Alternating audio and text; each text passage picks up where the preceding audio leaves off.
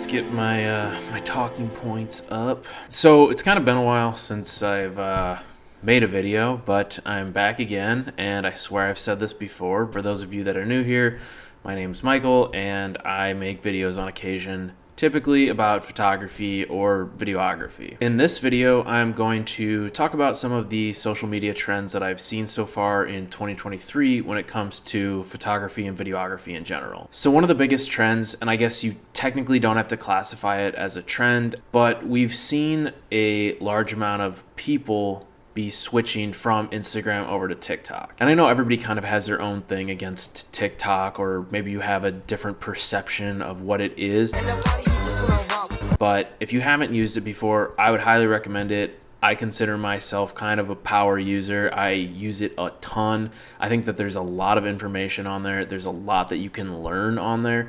And I just think that it's a really enjoyable platform to use. Instagram right now is really pushing Reels. And I know that like a lot of people don't like creating videos.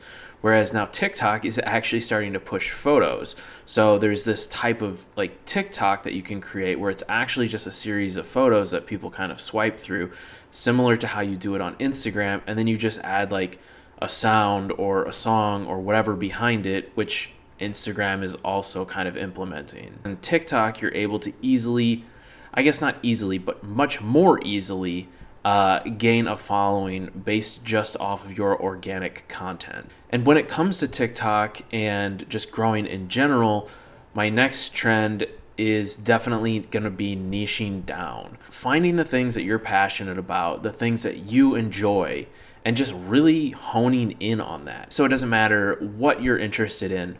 If you niche down into something specific, the algorithms are going to pick up your content and they're going to push it out to an audience that enjoys that type of content, whether that's like nature photography, portraiture, automotive, wildlife. Like there's so many different types of photography and so many different like aspects of that if the algorithm starts to recognize that you're doing certain things, it's going to continue to push that to an audience. And you know, maybe you don't have a niche and you don't want to kind of like niche yourself down, which I definitely feel like I'm kind of that person where I don't want to dive deeper into, you know, portraiture or automotive photography, whereas like, you know, I have an NFT project that's focused on automotive photography, but I don't really push all of that stuff at once, and that's fine. But you have to kind of realize that you're not going to grow at the same rate that somebody that niches down is, just because of the way that the algorithms work. And so when it comes to actually creating that content and like the different things that you're interested in and wanting to niche down and get onto TikTok and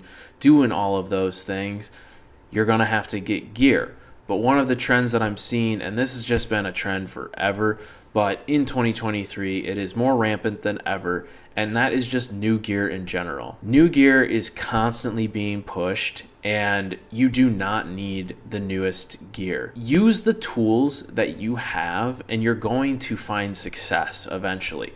You have to put in the work. You actually have to do the stuff. If you're not doing it every day or every other day or whenever you have a chance, you're not going to find that improvement if you go out and buy some $1,000 camera or some new lens or filter or whatever. With experience, you can learn that you need these things.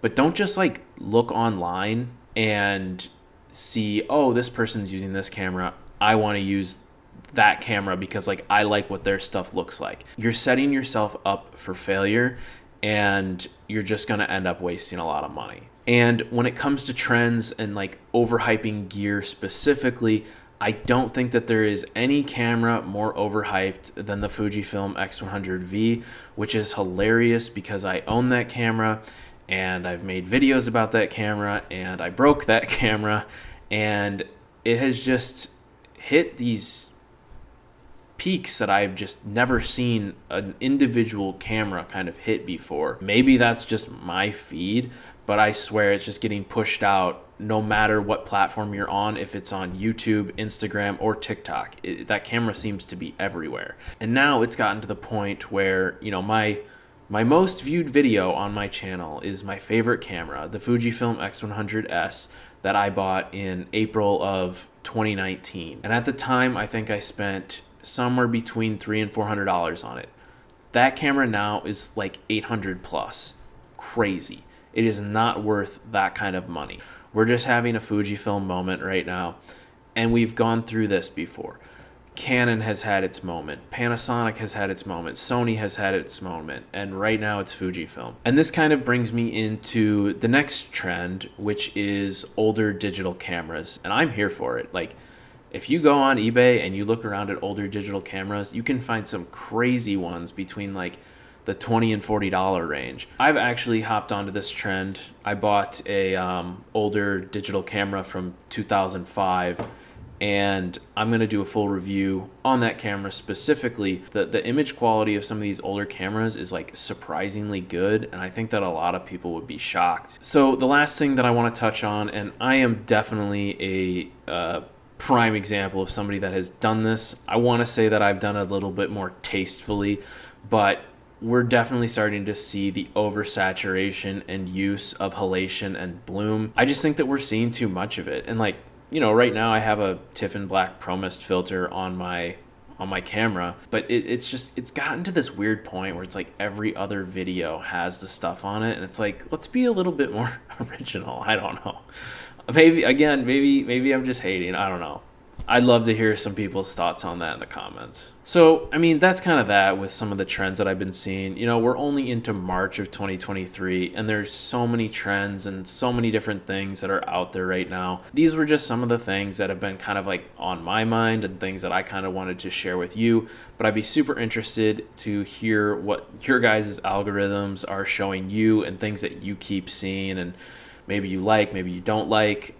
So go ahead and leave a comment down below, because I'm honestly like really interested in like what other people are doing, trends that you're seeing, and those types of things. But yeah, next video I will be reviewing my older digital camera that I purchased. Again, it's from 2005, and I think you're going to be shocked by how good the image quality actually is. So with all that being said, go ahead and like and subscribe, and I'll see you in the next video. I am a photographer, and I took this photo.